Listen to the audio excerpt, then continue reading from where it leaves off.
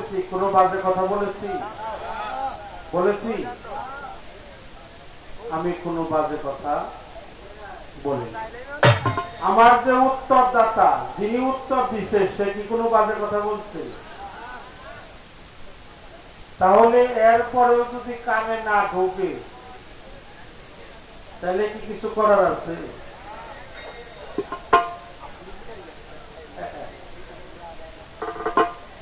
আরো কানে পানি যদি নিতে চান, তাহলে আপন আপন পীরের কাছে দিয়ে নিবেন। আপন আপন পীরের দরবারে যাইয়া তার পায়ে বেশি বেশি তেল মাইখা তারপরে জবাবদিহিটা মুর্শিদের কাছ থেকে নিলে অনেক ভালো হবে, অনেক অনেক ভালো। আমরা সামান্য পানি দেব, কানের পানি বের করতে হলে কানে একটু পানি দিতে হবে।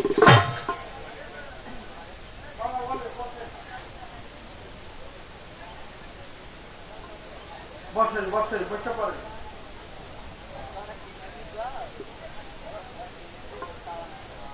সামান্য পানি দিয়ে কানের পানি বের করতে হয়। এই জন্য আমরা একটু কানে পানি দিয়ে যাব, আর আপনারাও একটু কানে পানি দিয়ে আপন আপন মসজিদের কাছে থেকে তাহা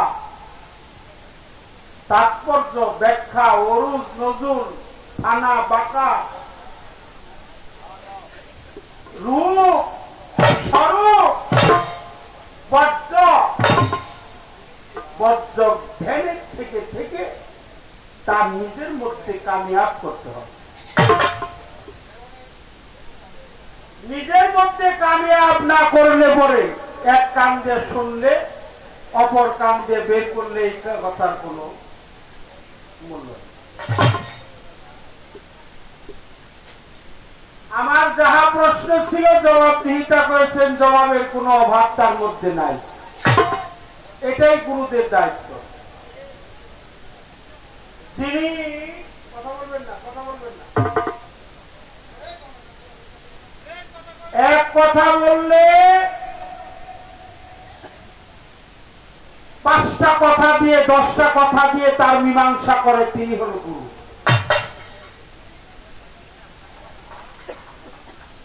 কারণ আমি হল সাধারণ মানুষ, সূক্ষ্ম জীব, সূক্ষ্ম জীব, স্থূল জীব, বদ্ধ জীব, তটস্থ জীব, মুক্ত জীবের স্বভাব আমার গুরুর কাছে আছে। আমি বদ্ধ জীবে পারা পারে খেলতেছি খেলা এই জগতে, গুরু মুর্শিদ বিনে কান্ডারি কেউ হবে না এই জগত মন্দিরে। আমার এইবার জানার প্রয়োজন হলো আমি আমরি সাধনটা কেমন করব। আমি মরতে চাই না, আমরি অমর, এই আমরি সাধনটা আমার দয়ালের কাছে অবশ্যই আছে। এই আমরি সাধনটা কি?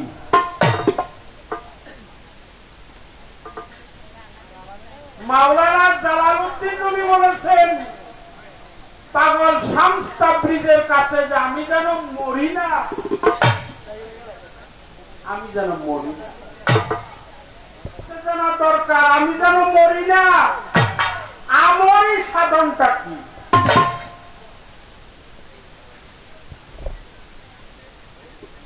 একটা হলো আনামত, একটা হলো আমানত। আনামত আর আমানতের মধ্যে পার্থক্যটা কি? এই আমানতি বস্তুটা কি? কেউ কেউ বলে রতি, ইহা তো পশুর মধ্যে আছে। আমরা যেমন বংশ বিস্তার করি, পশুরাও তেমন বংশ বিস্তার করে। কেউ কেউ বলে জবান, কেউ কেউ বলে ইমান, কেউ কেউ বলে কোরআন, কিন্তু আমার দয়ালের কাছে আজকে জানা দরকার এই আমানত বস্তুটা কি। আপনারা কি কর আছেন না নাই? আছে কথা কন না কে? এই আমানত বস্তুটা কি? কালেমা তয়্যব লা ইলাহা ইল্লাল্লাহু মুহাম্মাদুর রাসূলুল্লাহ। সকলে বলেন সাল্লাল্লাহু আলাইহি ওয়াসাল্লাম। অনেকেই বলে নাই, দেখছি এখান থেকে বৃদ্ধাঙ্গি চুম্বন খায় নাই, বৃদ্ধাঙ্গি শাহাদাত আঙ্গি একত্রিত করে মুখে চুম্বন খেয়ে চোখে লাগাই নাই। এটা লাগাইতে হয়, চোখে লাগাইতে হয়, মুখে লাগাইতে হয়, চুম্বন করতে হয়, সাল্লাল্লাহু আলাইহি সাল্লাম বলতে হয় এক হু। তৃতীয় নাম্বার কালেমা, কালেমা শাহাদাত, আমি সাক্ষী দিলাম আল্লাহ ছাড়া কোনো মাবুদ নাই। আশহাদু আল্লা ইলাহা ইল্লাল্লাহু ওয়াহদাহু লা শারীকা লাহু ওয়া আশহাদু আন্না মুহাম্মাদান আবদুহু ওয়া রাসূলুহু। কালেমা শাহাদাত কয়টা হয় আপনারা গুনবেন।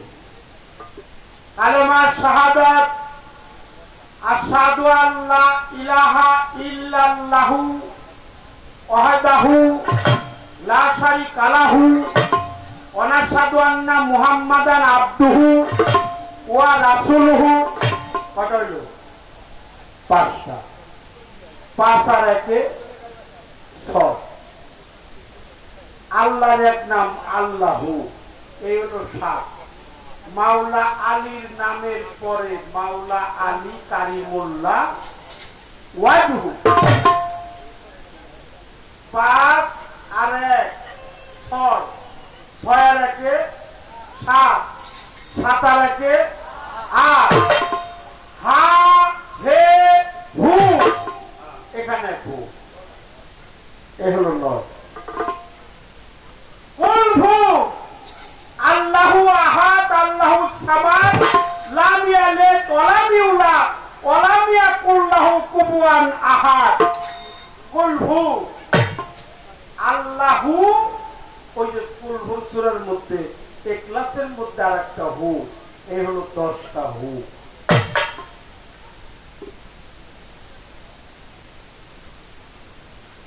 আরো হু আছে আমার, আমি তাতে গুণা বাইটা হিসাব করছি, মোট প্রায় 20টা হুয়ের হু বসে। আমার এত হু জানা দরকার না। এর মধ্যে জাতি হু কয়টা, সিফাতি হু কয়টা। জাতি হু, হু আল্লাহু রাসূলুহু কালিমুল্লাহু হা হে হু ওয়াজহু। এই যে এত হু এর মধ্যে সিফাতি হু কয়টা, জাতি হু কয়টা। এই হু, হু শব্দের শাব্দিক অর্থটাই কি? হু দিয়ে আল্লাহ কি বুঝাইলো, হু দিয়ে আমরা কি বুঝবো, হুয়ের সাধনা কি, হুয়ের তাৎপর্য কি, হুয়ের ব্যাখ্যা কি, হুয়ের অরুজ কি, হুয়ের নজুল কি, হুয়ের ফানা কি, হুয়ের বাঁকা কি। কারণ দর্শন হলো তিনটা, না দেখারে দেখা, অচেনারে চেনা, অজানারে জানা, অচেনারে চেনা, অদেখারে দেখা। এই তিনটা দর্শনের উপরে আমাদের গান সুফিবাদ, সুফিয়েদের আত্মদর্শন, আত্মদর্শনের বিদ্যায় যেন আমরা পারদর্শী হইতে পারি। এই জন্য কথাগুলো আমানত না আনামত, আমানত আর আনামতের মধ্যে পার্থক্য কি? এই আমানত বস্তুটা মানব দেহের কোন জায়গায়? ওরে আদম হইলি গুনাহগার, ইচ্ছা করে এনেছিলি আমানতের ভাগ। এই আমানত বস্তুটা কি? সিফাতি হু কয়টা, জাতি হু কয়টা। সাধনটা কি আর দেহের যাকাতটা আদায় হয় কি করবে? একটা হলো টাকা দিয়ে টাকার যাকাত, ধান দিয়ে ধানের যাকাত, চাউল দিয়ে চাউলের যাকাত, স্বর্ণ দিয়ে স্বর্ণের যাকাত, অর্থ দিয়ে অর্থের যাকাত। কিন্তু আমার এগুলো জানার বিষয় না, আমার জানার দরকার হলো এই দেহের যাকাতটা কিভাবে আদায় হয়, এই দেহের যাকাতটা কি, ইহাই আমার জানার বোঝার প্রয়োজন।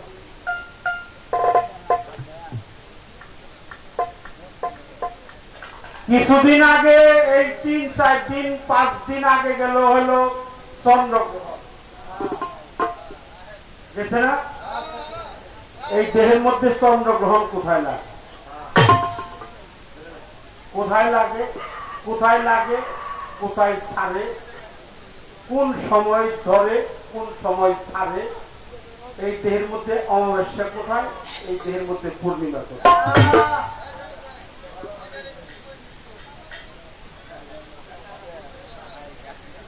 এই পর্যন্ত আলোচনা করলাম, আরো 2-4টা করুন, একটা গান আগে।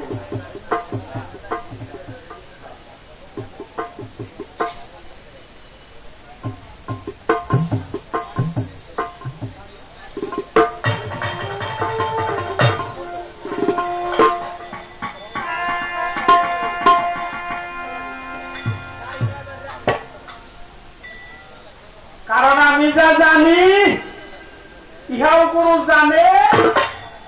আজকে এ কথা কইল ওরা জানি না, জানি না।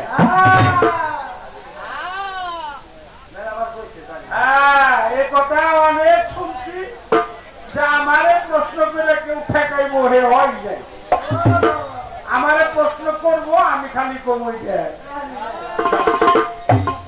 আজকে এটা আমি মানব না, কারণ আমি যা জানি এটাও গুরুর জানা, আমি যা না জানি এটাও গুরু।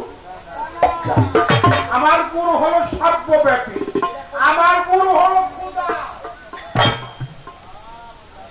আমার কাছে, আমার কাছে। আচ্ছা, আল্লাহর কি কোন জিনিসের অভাব আছে? কথা কন না কেন? আল্লাহর কি কোন জিনিসের কমতি আছে? আল্লাহর কি কোন জিনিস অজানা আছে? আমার গুরু হলো খুদার জাত, খুদারা। আমার গুরু হলো জাতে খুদা। এটা কে বলছে? খাজা মঈনুদ্দিন চিশতি বলছে। আনিসুল আরওয়াহ কিতাবের মধ্যে হযরতে খাজা মঈনুদ্দিন চিশতি রহমাতুল্লাহ আলাইহি, যিনি ভারতবর্ষে না আসলে আমরা কেউই মুসলমান হতে পারতাম না, তিনি তার কিতাবের মধ্যে লিখছে মুর্শিদ হলো জাতে খুদা। এই জন্য আমার কাছে, এটা আপনাদের জন্য না, সার্বজনীন না, আমার কাছে আমার পীর জাতে খুদা।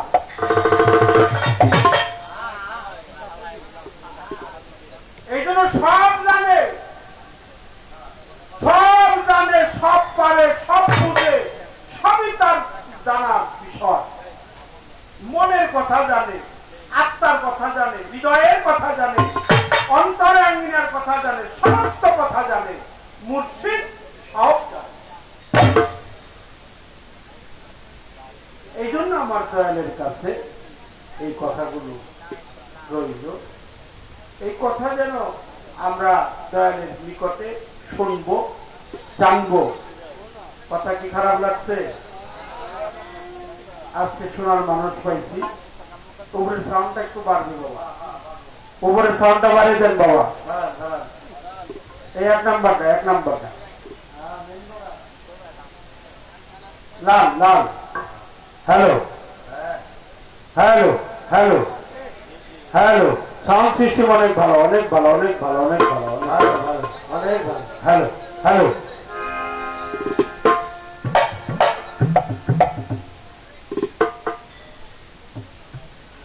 রশিদ সরকারের একটা গান আমার এখন গাইতে হবে। রশিদ সরকারের একটা গান কে আর কোন প্রশ্নবোধক গান আমি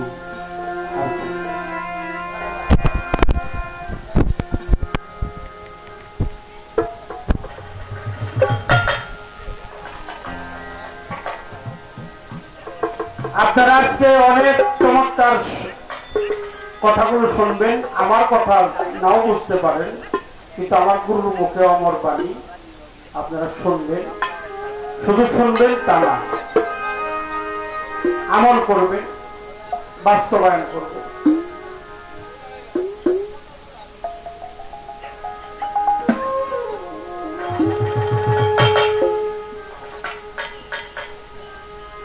তুমি কইরালো সংকট উদ্ধারি গো,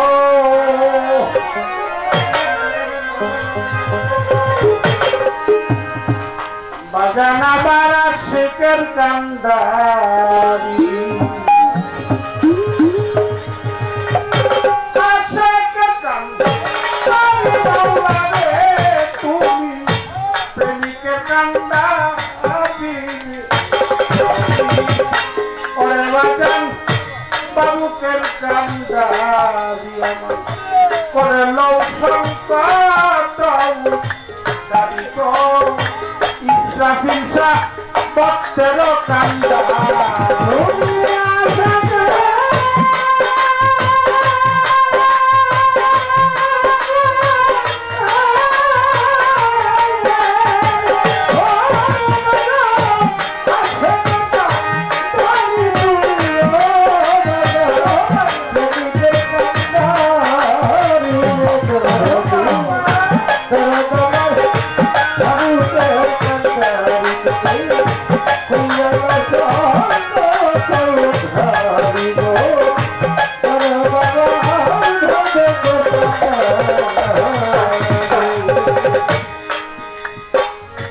চাই না তোমার টাকা পয়সা রে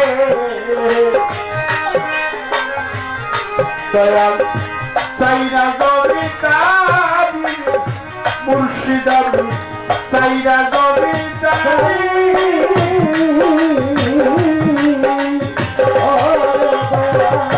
চাই না তোমার টাকা পয়সা গো,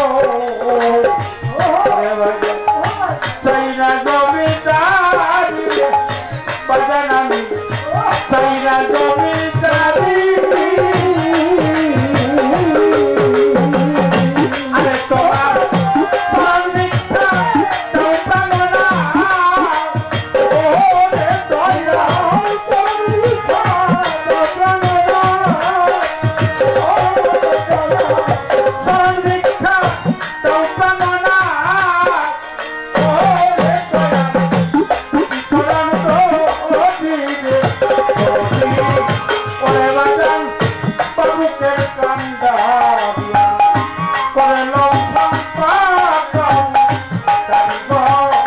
মুর্শিদাবাদ ভক্তের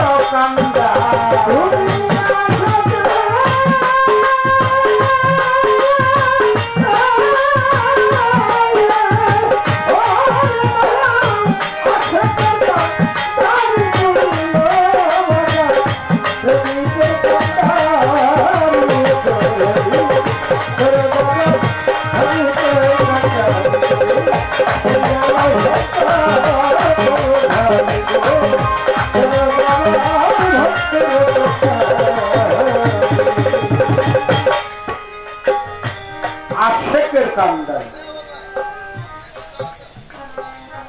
আমি চাই না তোমার টাকা পয়সা, চাই না জমিদার, তোমার চরণ ভিক্ষা দাও প্রাণনা, আমি দুইটা চরণ ধরি। কইরালো সংকট উদ্ধারি বাজান তুমি ভক্তের কান্দারি, মুর্শিদ তুমি আশেকের কান্দারি, ভক্তের কান্দারি, নিদান কালের বান্ধব তুমি ভক্তের কান্দারি।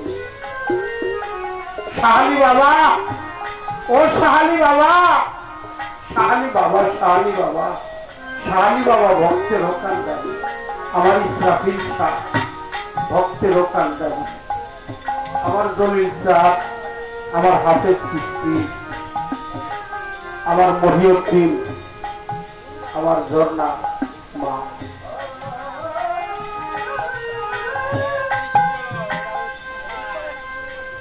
তোমার নাম শুনেছি পতিত পাবন,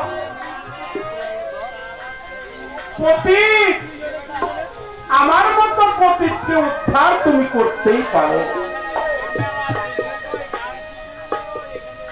তুমি আমার মতো পতিতকে উদ্ধার করতেই পারো।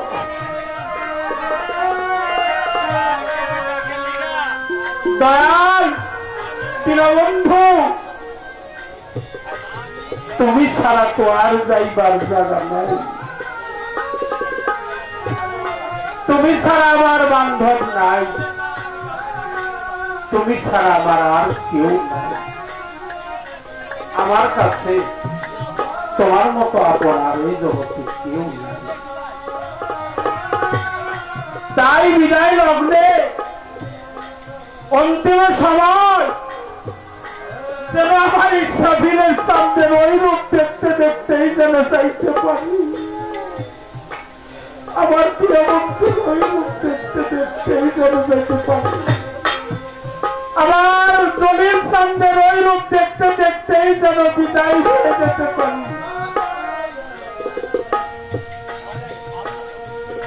তাই বলছি, তুমি তো কাঙালের একমাত্র শেষ ঠিকানা, তুমি অনাথের নাম, তুমি দীনবন্ধু, তুমি কাঙালের বান্ধব। কাঙালের বান্ধব রে, ও কাঙালের বান্ধব, তুমি পতিত প্রাবণ। আমার মস্তক নয় দিলাম পবিত্র তোমার চরণ কমল। তুমি ছাড়া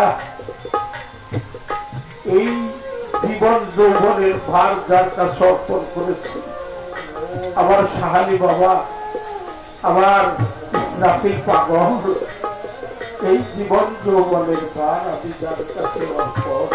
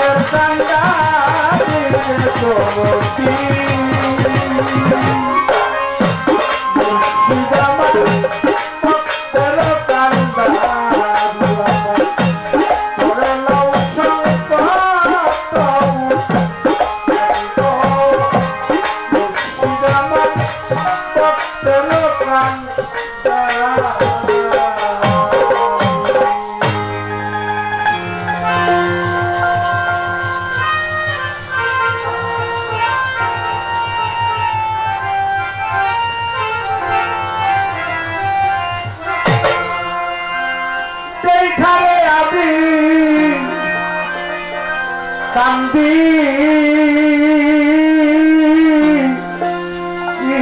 ইজাররা ওয়া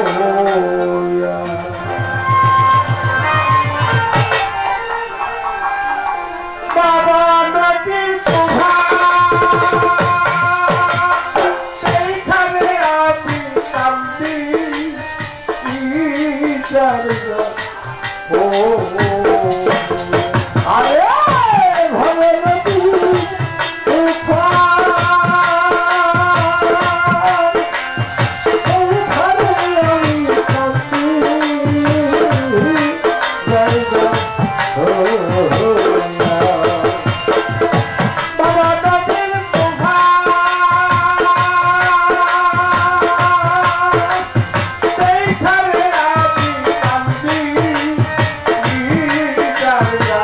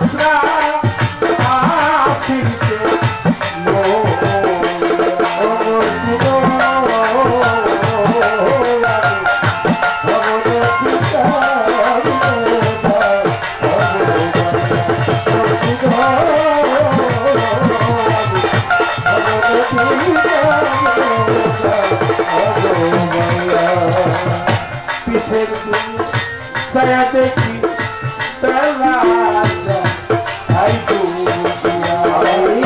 পিছের দিকে ছায়া দেখি বেলা পিছের দিকে ছায়া দেখি আমার বেলা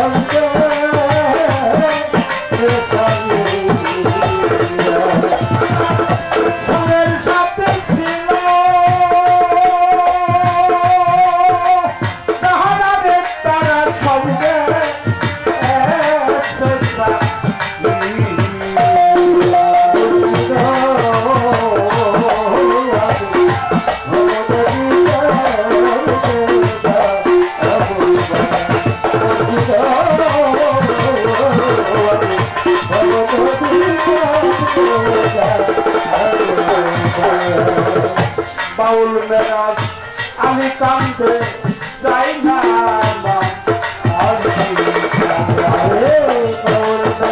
বাউল মেরাজ আমি কান্দে যাই না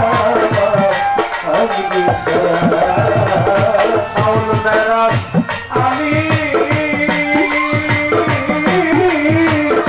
তাতে যাব যাই না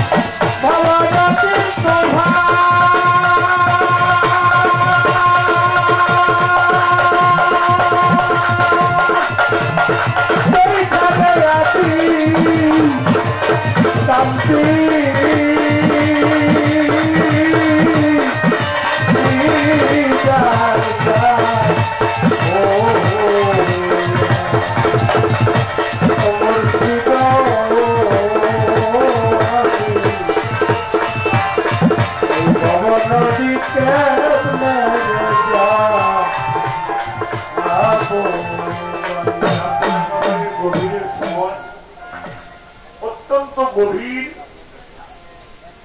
যে বাজানরা আমাদের সামনে বসে আছেন তারা আরো গভীর দেশের মানুষ। তারা হলে আমার মতো ক্ষুদ্র মানুষের কথা এতক্ষণ মানুষের থাকার কথা নয়।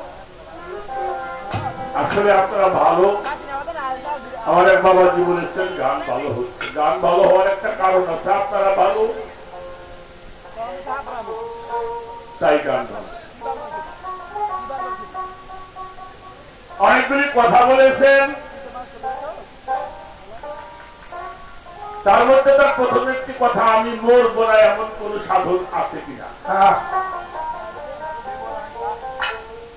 আমি মরব না, এই যে কোন সাধন, আমারই সাধন যেটা করলে আর মানুষ মরে না।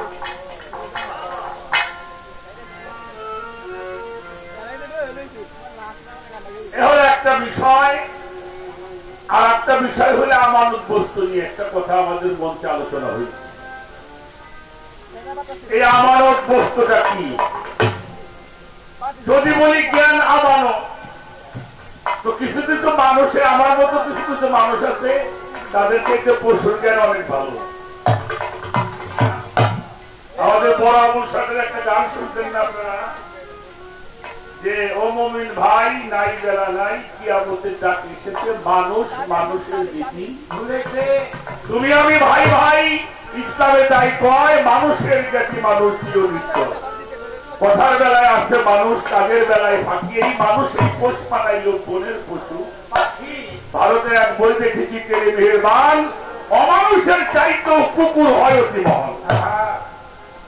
তাহলে জ্ঞান আমানত হতে পারে না।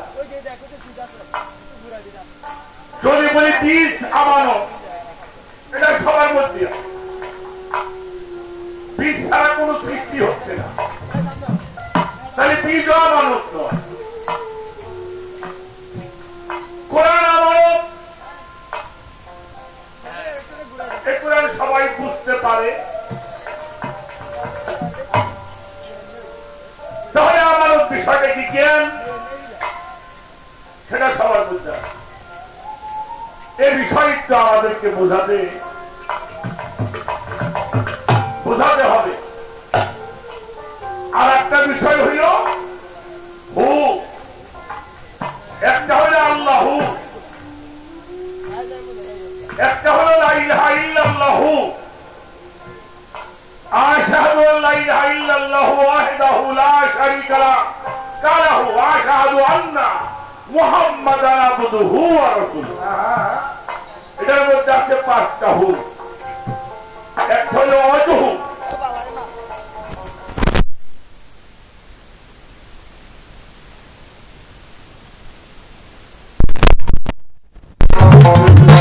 অনেকখানাই আছে।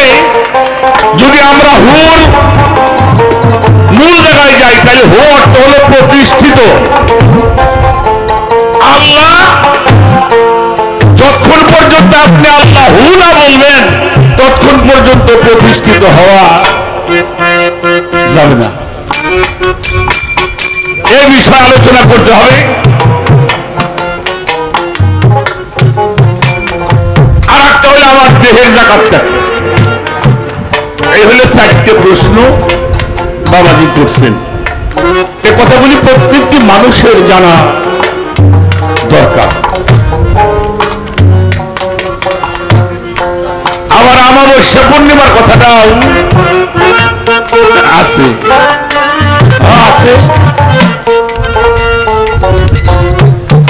আমি কিছু কথা বলবো, তার আগে একটা গান আপনাদের শোনাই। আমাদের ফিরকা শরীফের সুফিজমের মহাসাধক, যাকে সুফি সম্রাট বলা হয়, কলিকাতা বিশ্ববিদ্যালয়ের ভাইস চ্যান্সেলর, কলিকাতা বিশ্ববিদ্যালয়ের ভাইস চ্যান্সেলর নাম তার উপেন্দ্রনাথ ভট্টাচার্য। উনি একটা বই লিখেছিলেন বাংলার বাউল। অনেক সাধকের নাম সেখানে তার ওই গ্রন্থের মধ্যে স্থান পেয়েছে, কিন্তু 2জন সাধককে অগ্রগণ্য করেছেন। অনেক সাধকের নামই আছে, কিন্তু 2জন সাধককে উনি অগ্রগণ্য করেছেন। তার একজন হলো কুষ্টিয়ার মাটিতে শুয়ে আছেন আত্মার বিজ্ঞানী দরবেজি লালন সাবকি। ওনাকে বলা হয় আত্মার বৈজ্ঞানিক। আর পূর্ববঙ্গের মধ্যে মানিকগঞ্জ জেলার ঝিটকা শরীফের মাটিতে শায়িত আছেন সুফিজমের মহাসম্রাট হযরত দেওয়ান রশিদ বাবাজি আল চিশতি নিজামী সাহেব। আমি গানটা করব, গানটা একটু করে নেই, তারপরে 2-1টা কথা বলার জন্য চেষ্টা করব। ভব নদীর তুফান দেখে আমি কান্দি যাওয়ার, এই ভব নদী আমি কেমনে যাব অনেক ভালো। আমাদের মিরাজ আলী বাউল সাহেবের এই গানটা সত্যিকারে আমি গত বছর এখানে গান করেছি। দেখো, গত বছর আমি এখানে আমাদের মুক্তার সাথে গান করেছিলাম, কিন্তু আজকের পরিবেশটা সত্যিকারে এটা বাউল বিচার গানের মঞ্চ মনে হইতেছে। কোন শব্দ নাই, মানুষগুলি চাতক পাখির মতো যার যার গুরু ধ্যানে বসে আছে। আমাদের সিলপাটের একটি সাধন। তো যাই হোক, আমি একটা গান